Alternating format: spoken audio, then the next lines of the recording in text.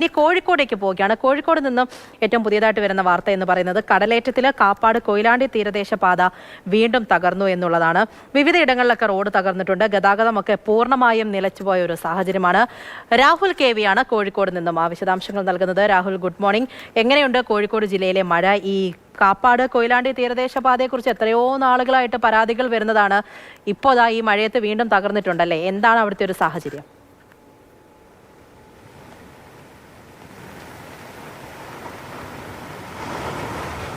പൂജ, കടലെടുക്കുന്ന റോഡായി ഭൂമിയായി കാപ്പാട് കൊയിലാണ്ടി തീരദേശ പാത മാറുന്നു എന്നുള്ളതാണ്. നമുക്ക് ദൃശ്യങ്ങളിലേക്ക് പോകുമ്പോൾ മനസ്സിലാകും എത്രത്തോളം രീതിയിലാണ് ആ റോഡ് തകർന്നിട്ടുള്ളത് എന്നതാണ്. അതായത് ഈ വരെ റോഡായിരുന്നു എന്നുള്ളതാണ്.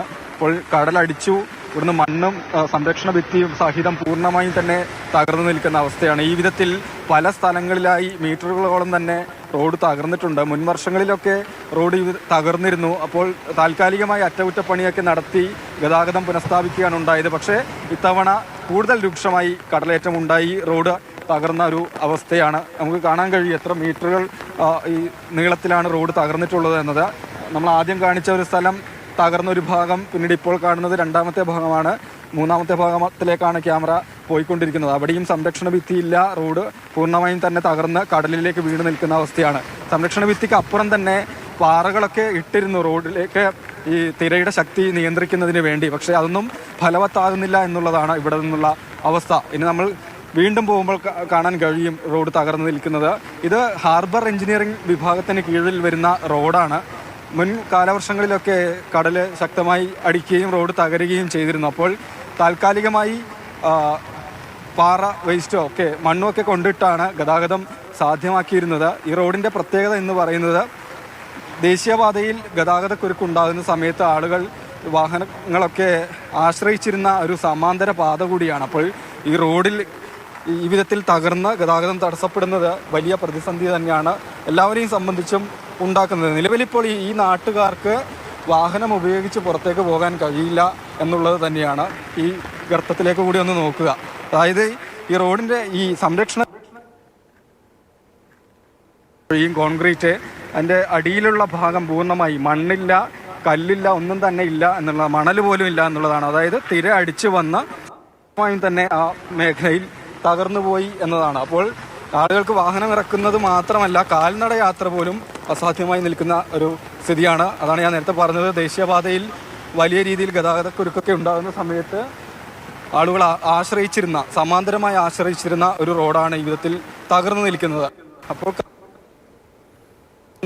പിന്നീട് ഇതിന് തൊട്ടടുത്ത് തന്നെയായി പുതിയ റോഡ് നിർമ്മിക്കുന്നതിനുള്ള നടപടികളൊക്കെ ആരംഭിച്ചിരുന്നു എന്നാണ് അധികൃതർ വിശദീകരിക്കുന്നത്. പക്ഷേ എന്തായാലും അതിനുള്ള പ്രാരംഭ നടപടികൾ മാത്രമേ തുടങ്ങിയിട്ടുള്ളൂ. ഇപ്പോൾ റോഡ് തകർന്നത് ജനങ്ങളെ സംബന്ധിച്ച് വലിയ ദുരിതം തന്നെയായിരിക്കുകയാണ്.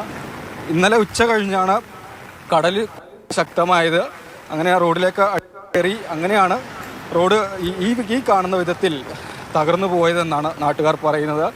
അതായത് ഇന്ന് ഉച്ചയ്ക്ക് ശേഷമാണ് കടൽ കൂടുതൽ ശക്തമാകുന്നത്. അപ്പോൾ ഇന്ന് വീണ്ടും ശക്തി കൂടാനുള്ളൊരു സാധ്യതയുണ്ട്. അങ്ങനെയെങ്കിൽ ബാക്കിയുള്ള ഭാഗം കൂടി തകർന്നു പോയേക്കും എന്നുകൂടെ നാട്ടുകാർ പറയാണ്. ഹലോ ചേട്ടാ, ഒന്നാടെ നിൽക്കറ, നിങ്ങൾ ഇവിടെ തന്നെയുള്ള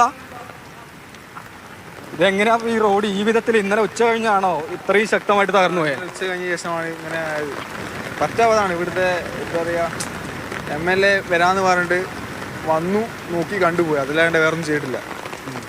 പിന്നെ റിയാസ് വന്നു അങ്ങനെ തന്നെ പോയി. അത് തന്നെ ഇവിടെ സ്ഥിരം ഉണ്ടാകുന്നവരുടെ തന്നെ അവർ പറയാനുള്ളതെല്ലാം പറയും, ചെയ്യാനുള്ളൊന്നും ചെയ്യുന്നില്ല. അതാണ് നടന്നുകൊണ്ടിരിക്കുന്നത്.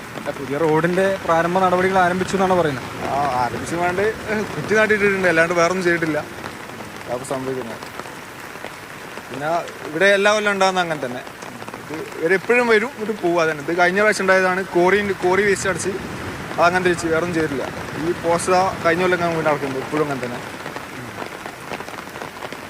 എന്താണ് ഇനി ചെയ്യുക? എന്ത് ചെയ്യാൻ പറയും, ഇങ്ങനെ ഈ റോഡിലൊക്കെ കണ്ണൂർ ബസ്സൊക്കെ പോയിട്ടുണ്ടായി. ബ്ലോക്ക് ആകുന്ന സമയത്ത് ഇപ്പോൾ ഇതിൽ പോകാൻ പറ്റത്തില്ല. അതൊരു പ്രശ്നമുണ്ട്. നിങ്ങളെ വണ്ടിയൊക്കെയോ? എൻ്റെ വണ്ടി കഴിഞ്ഞാൽ അപ്പുറത്തൂടെയാ, ഈ പുൽക്ക ഭാഗത്തൂടെ പോകുക. കുറച്ച് ദൂരമുണ്ട്, 1 കിലോമീറ്റർ ചുറ്റിയൊക്കെ പോകണം. അതൊരു പ്രശ്നമുണ്ട്. അതായത് നേരെ പോകേണ്ട ആളുകൾ ചുറ്റുവളഞ്ഞ് പോകണം. ചുറ്റുവളഞ്ഞ് പോവുകയാണ്. വലിയ ബുദ്ധിമുട്ടായി പോയല്ലേ? നല്ല ബുദ്ധിമുട്ടാണ്. ഇതേപോലെ നമ്മൾ ഈ കാണുന്ന സ്ഥലത്ത് ഒരു 5-6 സ്ഥലത്ത് തകർന്ന് കാണുന്നുണ്ട്. ഇതിന്റെ അപ്പുറത്തേക്ക് എങ്ങനെയാ? അപ്പുറത്തേക്ക് ഇനി അബദ്ധമാണ്. ഫുള്ള് എന്താ പറയുക, വലിയ ബോളറില്ല, വലിയ കല്ല് റോഡുമിലേക്കുണ്ട്. Full road ബോളറിലേക്കാണ്. ഹാർബറിന്റെ ഭാഗത്തേക്ക്. ഹാർബറിന് ഇവിടുന്ന് മൊത്തം അങ്ങോട്ട് കംപ്ലീറ്റ് അങ്ങനെ തന്നെയാണ്. മൊത്തം കംപ്ലീറ്റ് ടൂർ വരുന്നത്. ശരിക്കും പറഞ്ഞാൽ വളരെ ദുരിതമാണ്. അതെ അതെ. ഇത് നമുക്ക് കൂടെ ഒരു ചേട്ടൻ കൂടെ ചേരും. ഏട്ടാ, എല്ലാ വർഷവും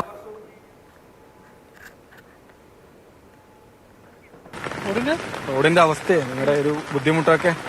ബുദ്ധിമുട്ട് എന്ന് പറയുമ്പോൾ ഇത് കഴിഞ്ഞല്ലോ ഇത് സംഭവം തന്നെ ഉണ്ടായത്. കുറേ വീടുകൾ അപ്പുറമുണ്ട്. അപ്പോൾ ഒരു ഒറ്റപ്പെട്ട അവസ്ഥയിലായിട്ട് വരും. പെട്ടെന്നല്ല ആർക്കെങ്കിലും സുഖമില്ലാണ്ടായാലും കൊണ്ടുപോകാൻ അതെല്ലാം ബുദ്ധിമുട്ടാണ്. അങ്ങോട്ട് കടക്കണമെങ്കിൽ ഒരു ചെറിയൊരു ഇടമുണ്ട്, അതേ ഉള്ളൂ. വലിയ വണ്ടിക്കൊന്നും പോകാൻ പറ്റില്ല. ഇത് കഴിഞ്ഞ വർഷം തന്നെ പറഞ്ഞു ഒന്നും ചെയ്തില്ല സർക്കാർ. ഭാഗത്തൊരു ഇതുണ്ടായില്ല. കുറച്ച് കോറി വേസ്റ്റ് പോലെ കൊണ്ടുപോയിട്ട് വീണ്ടും കടലടിച്ചിട്ട് അത് പോയി. ഇപ്പോഴെങ്കിലും ഇനി വന്നിട്ട് എന്തെങ്കിലും ചെയ്യുമെന്ന് പ്രതീക്ഷിക്കുക, അല്ലെങ്കിൽ മൊത്തം പോകും. വലിയ ബുദ്ധിമുട്ട് തന്നെയാണ് ജനങ്ങൾക്ക്. ആളുകളെ പോലെ ആയല്ലേ? ശരി രാഹുൽ, എന്തായാലും ഇതിപ്പോ ഇവിടുത്തെ ആദ്യത്തെ സംഭവം ഒന്നല്ല. ഈ കോഴിക്കോട്ടെ കാപ്പാട് കൊയിലാണ്ടി തീരദേശ പാത, അവിടുത്തെ പ്രശ്നങ്ങളൊക്കെ കുറെ നാളുകളായി ഉണ്ടാകുന്നതാണ്. ഇങ്ങനെ കടലേറ്റമൊക്കെ വരുമ്പോൾ അവിടെ ഉണ്ടാകുന്ന ഏറ്റവും വലിയ പ്രശ്നമാണ്. കുറച്ചു മുമ്പ് ആ ചെറുപ്പക്കാരൻ പറഞ്ഞതുപോലെ പറയേണ്ടതൊക്കെ പറയും, പക്ഷെ ചെയ്യേണ്ടതൊന്നും ചെയ്യുന്നില്ല. എന്തുകൊണ്ട് ചെയ്യുന്നില്ല എന്നും ജനങ്ങൾ ചോദിക്കുന്നുണ്ട്. അപ്പോൾ കൃത്യമായിട്ടുള്ള നടപടികളില്ലാതെ പോകുന്നതിന് പ്രശ്നമാണ്. ഏതായാലും കോഴിക്കോട്ടെ ആ ഏരിയയിലേക്ക് ഒരു സാഹചര്യമാണ് രാഹുൽ KV ഇപ്പോൾ പറഞ്ഞു തന്നത്.